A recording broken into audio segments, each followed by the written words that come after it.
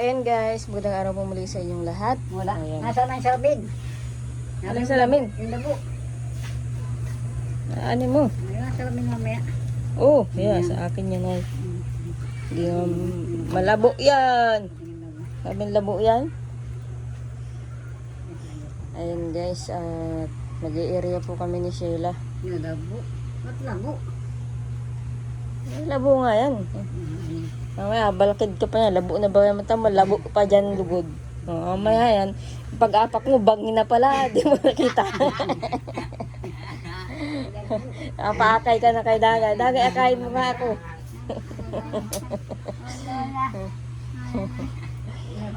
Sabi, nasaan na mga itong inaapakan ko? Bakit tayo puro basurahan na?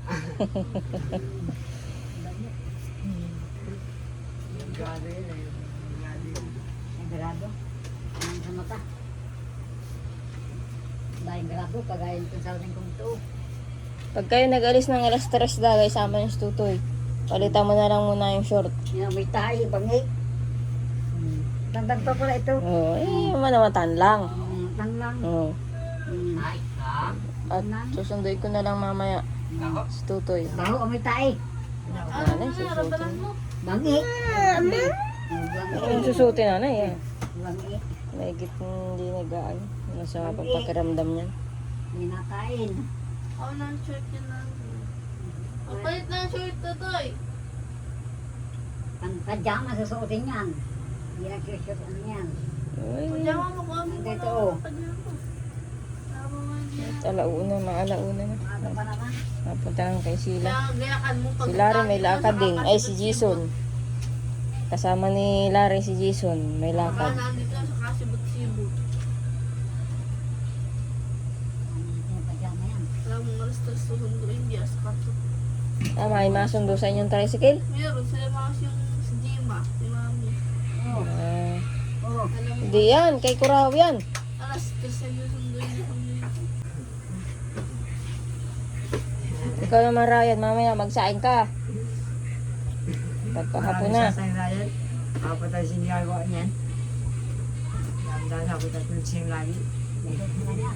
Ano lagi ginagawa? Hindi kayo mapunta na. Ngayon po ay mag-i-area po kami. Kasama ko po si Sheila. And guys, at hindi na nga rin po ako nakapanahi. At kahapon nga po ay may sakit si Toto. May naglag. At ngayon naman po ay kasamahan ko po si Sheila para makapag-area po kami doon sa mga kakilala ko. At ang nagbabantay po kay Lutoy ngayon ay si Dagay.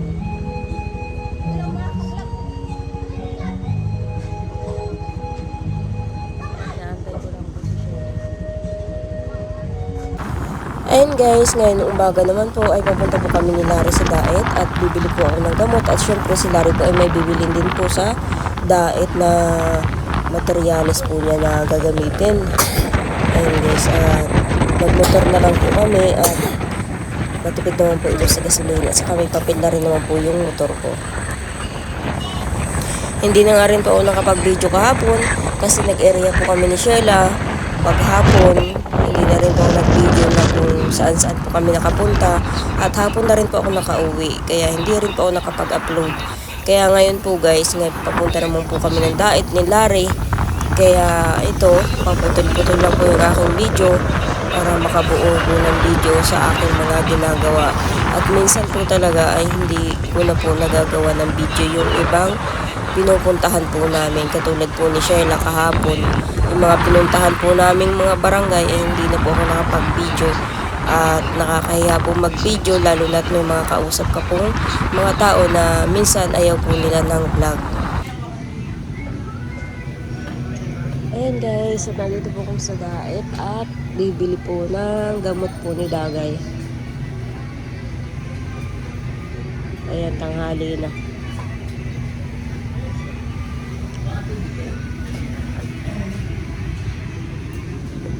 Ayan guys, dito po kami sa Daet. Ayan, naantay ko lang po si Larry. Bili po ng materialis, saka ano po, nagbili po ako ng gamot po ni Dagay.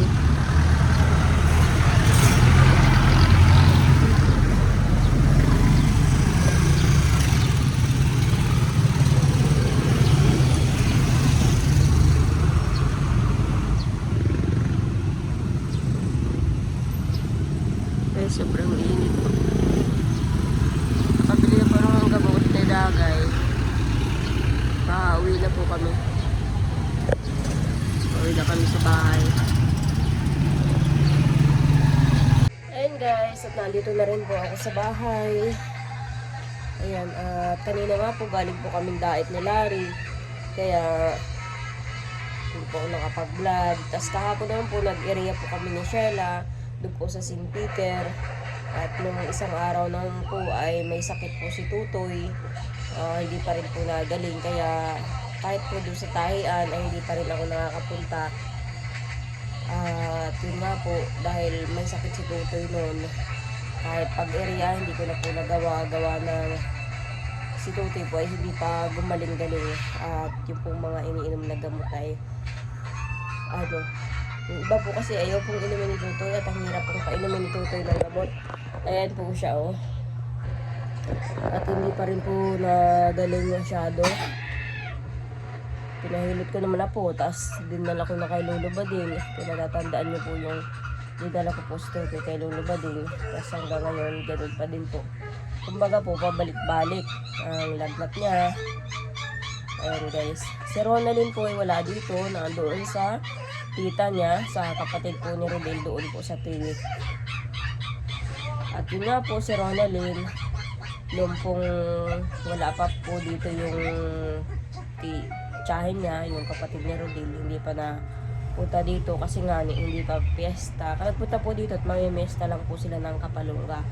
Ay ang alis po nila nung kapatid ni Rodel ay tsaka 14 po ng May. At dahil nga po guys, si Ronaldin po ay naandoon at doon nga po rin po tutulog sa tiyahin niya.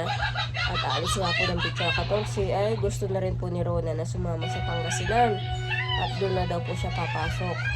Pero nung mga nakaraang araw pa naman po nung hindi pa napunta dito si Nene, yung kapatid ni Rodel. Kasi nagtatawag na po si Rona doon sa papa niya, kay Rodel, na kumbaga po sinabihan ko si Rona na Rona, gusto mong doon ka na pumasok sa Pangasinan kasi magtatrabaho ako sa Manila. Kayong dalawa ni Tutoy. Yun po, excited po siya na pumunta ang Pangasinan si Rona. Kumbaga po, gusto niya na pumunta ng Pangasinan. Simula nung sabihan ko ng gano'n na ako'y magtatrabaho, doon ka na muna kay papa mo kasama si Tutoy. Kaso nga lang ay ito nga po, nababago yung isip ko na at kagaya po niyan, meron naman po akong trabaho sa St. Peter. Yun nga lang po, ito po sa St. Peter ay hindi naman po basta-basta nasa. Parang sa pagbablog po. Sa pagbablog po, kailangan mo pong pagtsagaan bago ka po makasweldo. Ganon din po sa St. Peter.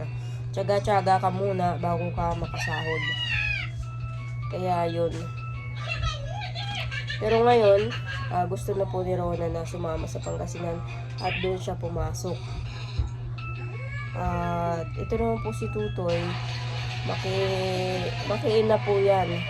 Kaya lang, lagi po niyang hinahanap si Ronaldin. Kaya nagkausap naman po kami ni Rodel. At sabi ni Rodel, dahil kawawa nga daw si Tutoy, hahanapin niya si ate niya, Ronaldin, ay isasama na rin sa Pangasinan si Tutoy. Kaya hindi ko po alam kung sasama po si Tutoy sa Pangasinan. At kapag nga po ako'y naalis, ay wala po nagbabantay dito. Katulad po na pag ako po naalis nag-i-area po kami ni Sheila.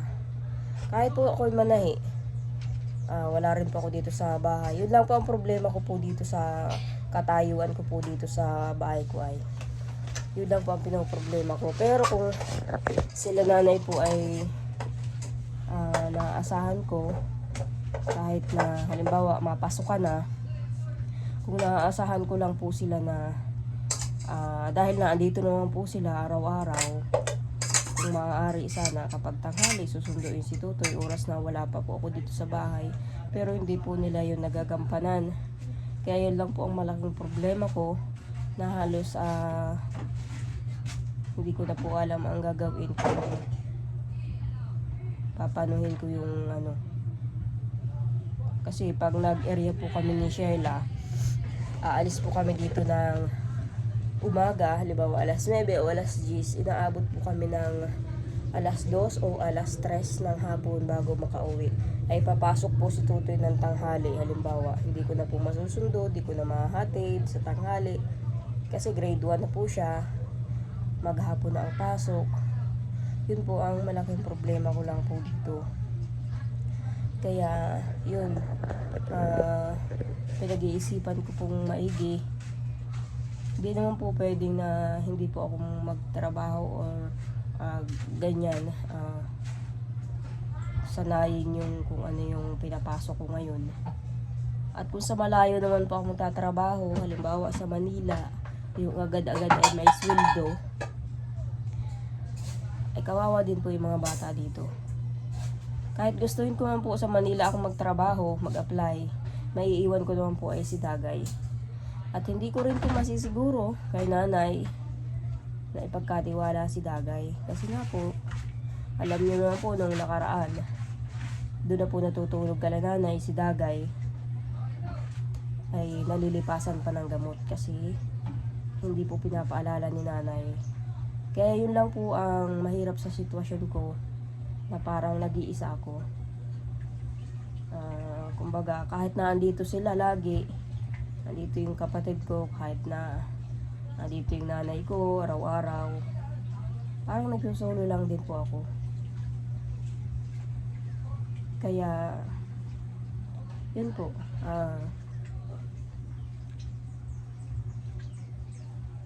kumbaga po ay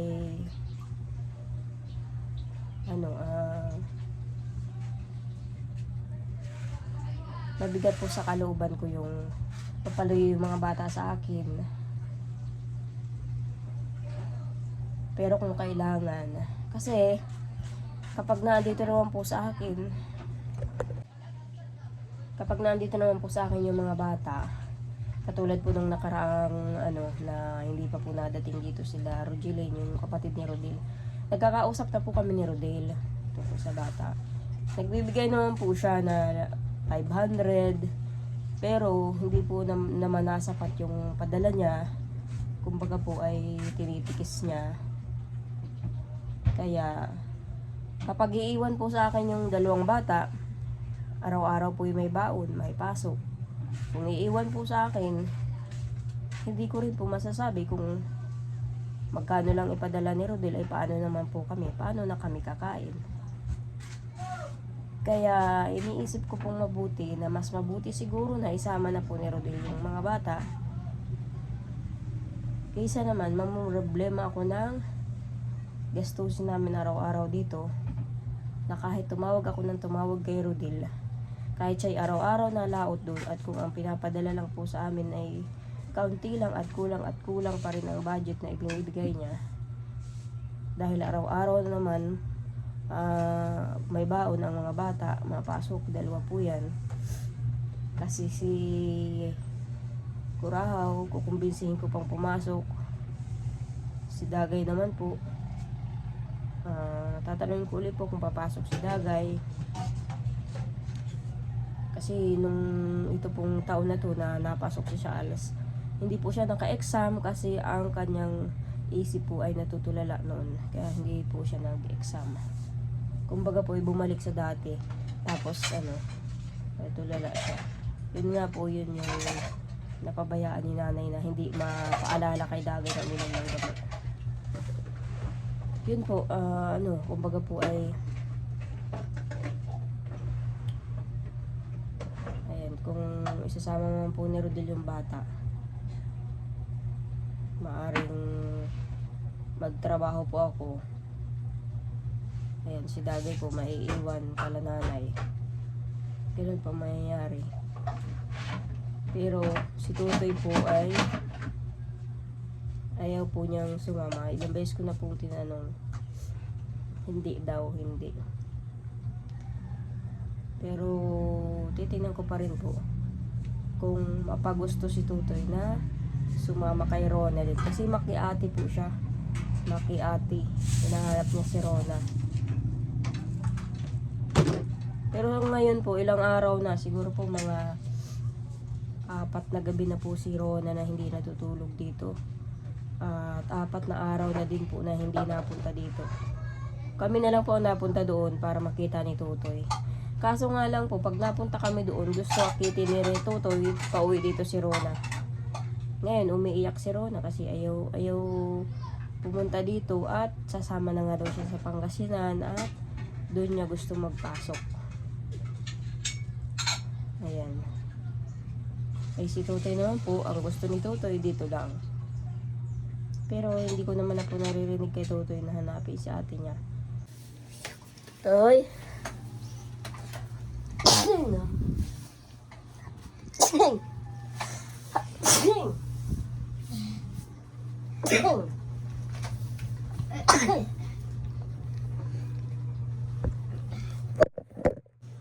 Tutoy, Ah. masama ka kay ate mo doon sa malayo. Oo. Masama ka doon? Oo. Ayaw mo na dito? Ha? Hindi ka na dito mapunta? Aba. Masama ka doon? Oo. Doon ka matulog? Oo. Ha? Yeah. Doon ka matulog? Ha? Doon ka matulog, Tutoy? Ah. Doon ka matulog, doon. Ha? Doon ka matulog? Oo.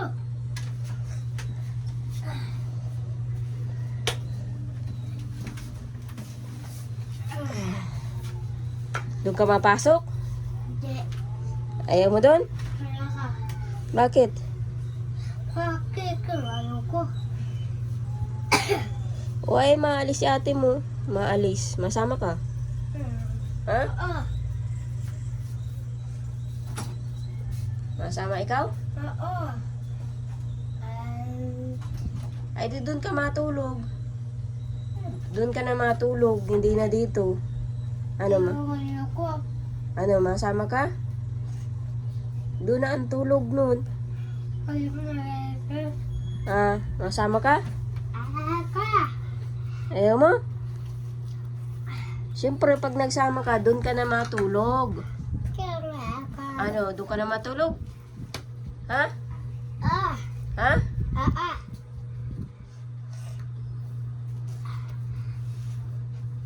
Kasama kayo ni ate? Ha? Ah. Doon ka na mapasok? Hindi. Hindi. Doon ka mapasok? Hindi. Doon ka mapasok? Ako. Ay, hindi pala. Ako. Mm.